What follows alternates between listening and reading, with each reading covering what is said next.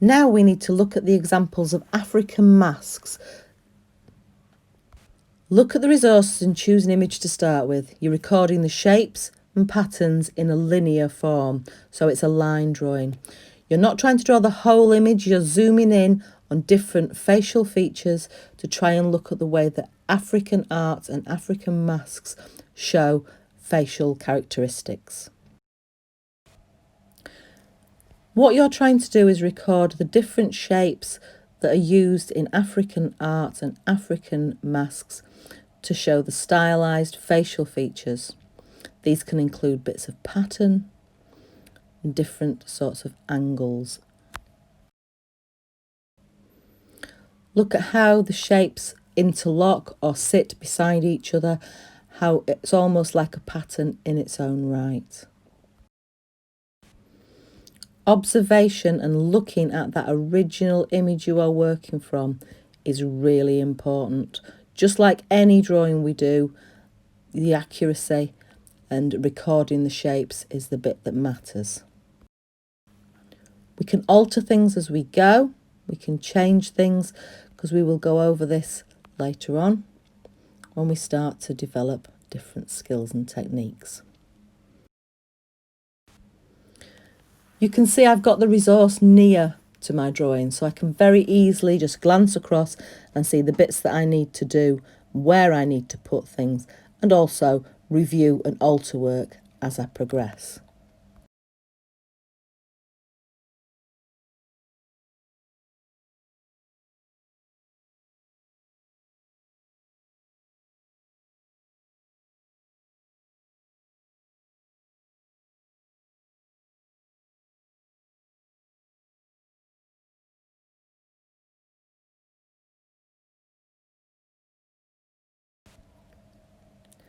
I'm constantly reviewing the work as I do it, going back, altering shapes, making sure the angles are correct and making any adjustments that I need to. This speeded up video shows me doing the same thing with a different image and a different section of it, recording the line drawings as I go.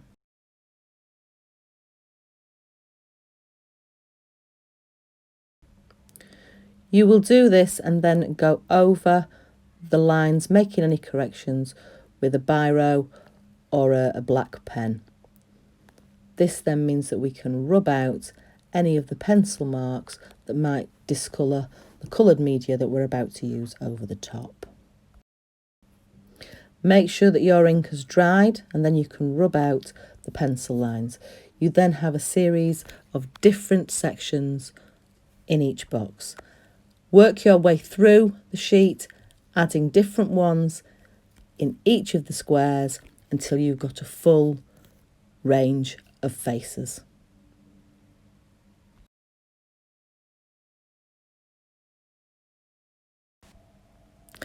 And again, use that rubber to rub out any remnants of pencil or any bits of alterations. And you're ready to start to develop the tonal and the colour skills. We're going to start off doing tonal rendering and tonal gradation in the first top left section. If you remember, we get a range of tones by the pressure we put on, how dark or how light, depending on our pencil. We can also change the angles and the direction of those. They're skills that we will use in this.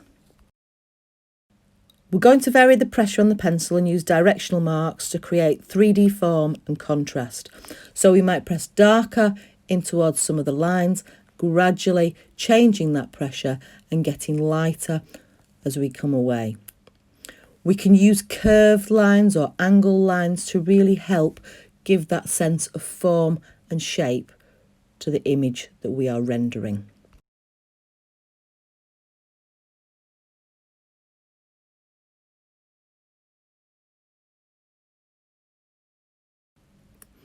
You can see that I'm applying darker pressure on the edges, gradually getting lighter and leaving highlights. So we've got that gradation, that gradual change of tone, and it starts to give us some form.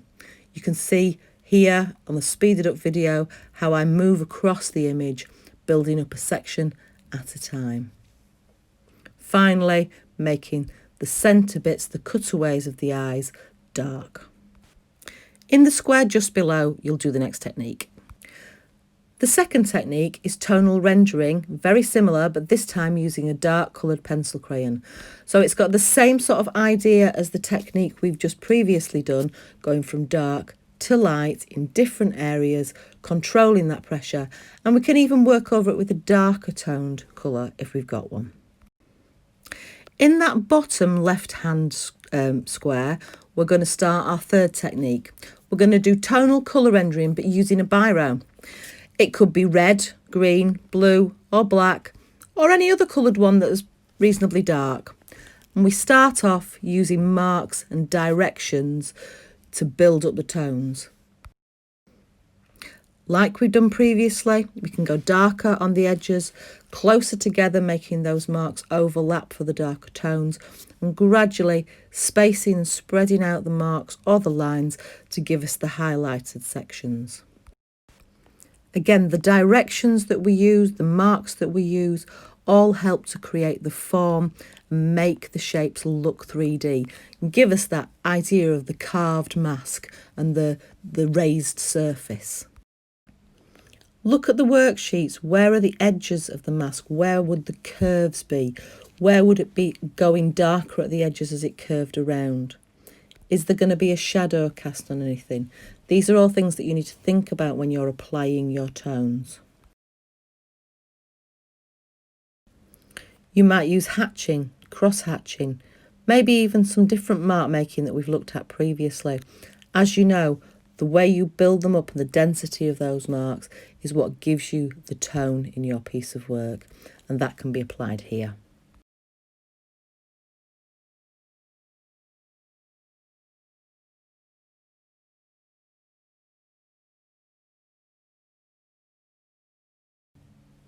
For circles, we can apply that knowledge from year 7 in making our circles into spheres, the direction of the marks with a light source and the darker bits around the edge as the shape curves around. You can see here how I start to build up the tone across the whole image over time, making this mask look more 3D and more solid than the linear start.